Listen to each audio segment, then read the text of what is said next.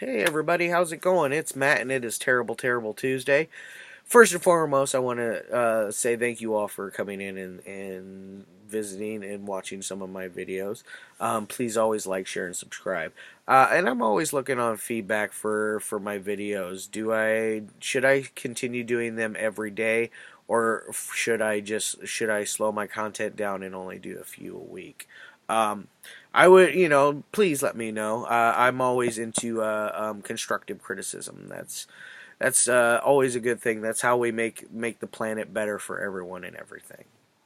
Uh, Today's movie is an awesome one. It's from 1983. If you didn't see me flash it up there before, it's Rock and Roll. And let's see, what do we got? The voices of Dan Franks, Susan Roman, Paul Lamont, and Catherine O'Hara. Directed by Clive Smith. Da, da, da. With music from Iggy Pop, Blondie, Cheap Trick, and Earth, Wind, and Fire. And don't forget, Lou Reed is even on here. Like, the music is a 10 out of 10 out of 10. I understand that's probably why this movie is so out of print, is because of that. Soundtracks can tend to hold a film hostage, unfortunately. Now, this release is just the standard one disc special edition Unearthed Films release. I have the disc upstairs in the player still, but it's got a nice little insert there with some information on it, which is pretty cool. As far as special features go, there we go, guys. Not a ton of special features, but there are some stuff there. Of course, there's Unearthed Films trailers there, which I always am a fan of watching because I'm a huge mark for their stuff. Um, do any of you other guys like their stuff? Who's your favorite film label? Do you like Vinegar Syndrome? Are you a Scream Factory guy? Are you a Tetro person? What are you into? I'd like to hear. Let's talk some movies, guys. Let's do it. Um, Now, like I said, this is just the standard one disc special edition on this one. The two disc special edition is insanely expensive, and I had to buy this used because a new copy was just too much to think of dropping for one film. Um, Even though I've done that several times, but this one being that I'd never seen it until about a month ago, 6 weeks ago. I'm glad I did buy it. I'm glad I wised up and dropped the money just to get this one because it's worth it. It's worth every penny. I thought this was a very fun movie. It's only rated PG, which is weird because you don't normally think of Unearthed Films UF as a PG company, but yeah, they got one here. I know I heard something through the grapevine at one point that they were talking about doing a children's line for a kids label for releasing older stuff. I don't know if it's true or not. I'm curious. If it is, it is. I'll probably buy some if it's got stuff in there from my childhood, which will be cool. Because it's supposed to be a lot of stuff that's never had regular releases or just anything in general. Eek, that guy keeps bothering me today. He keeps flying around my head. I'm getting about frustrated with him. I've sprayed him with spray I don't know how many times, and he still lives. He's like toxic.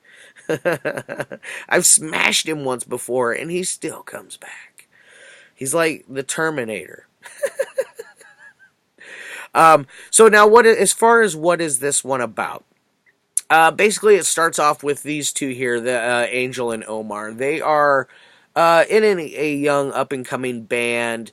They are discovered by this fella up here at the top named Mock. Mock is a very evil rock musician that has gone into seclusion for years and years and years, just because he is very satanic in his practices. Now, as far as sorry, let me fix that.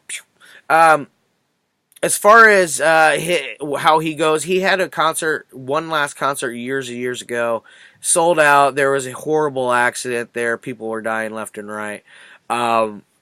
He goes into seclusion, all because he's trying to find these perfect notes that you sing that will summon this demon from hell. Now, lo and behold, the only person that can sing these high octaves and these notes is none other than Angel. And so they pull a little switcheroo, kind of like get in the middle of things and make her leave her band. And the band is now in. They are so confused on what happened. They were essentially they were drugged, and then they were kicked out on the curb afterwards. Pretty rough stuff. That's not a fun way to spend your day. So Mock takes Angel, and he's trying to coerce her that she needs to be part of this thing, this great thing that's just about to happen, and so she starts to slowly fall for it. There's some other trickery in there with him.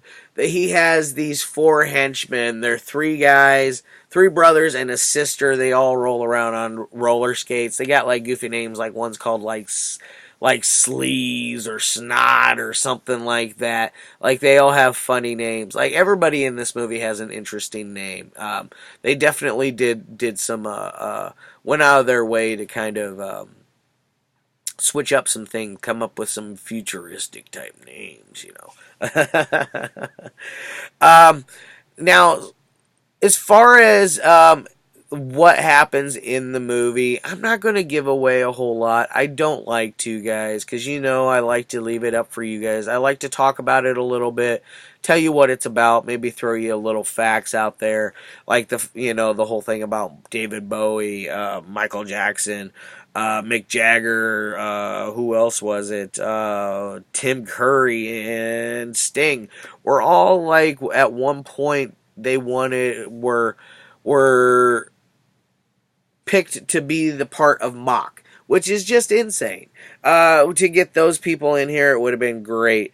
Although I believe the guy that did Mock, Don Fancks, I think he did an amazing job. Paul Lamont, he did great as Omar. Susan Roman's great in there. Catherine O'Hara's always great in everything she's in. Everything from Home Alone to Best in Show. That gal is funny. If that's the same Catherine O'Hara I'm thinking of.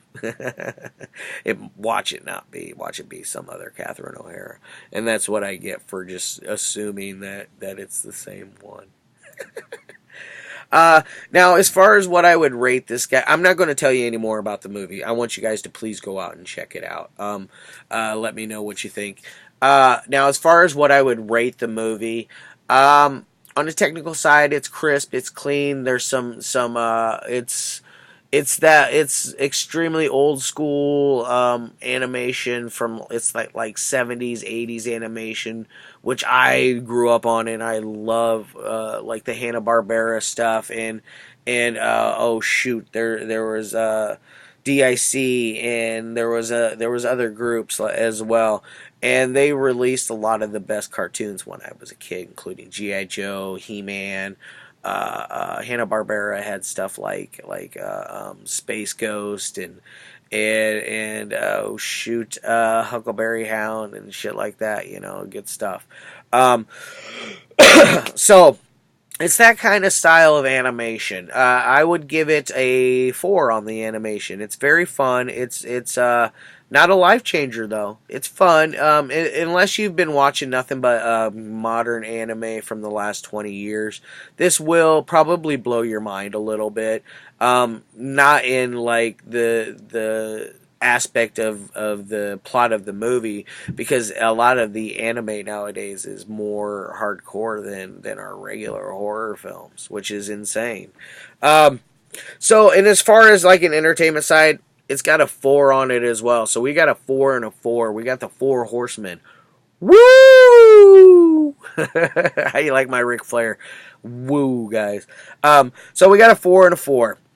very respective. I feel like if you added that up, we got an 8 out of 10. That's a respective number for this movie. Go check it out. It's fun by yourself or with a group of friends. I like watching movies by myself for the most part because then I can pay attention a little better. I don't have any other distractions, which I'm very easily distracted. Alright, guys, I hope you're having a great morning, evening, dawn, day, or dusk. All that fun jazz. And always, peace in the Middle East and bacon grease.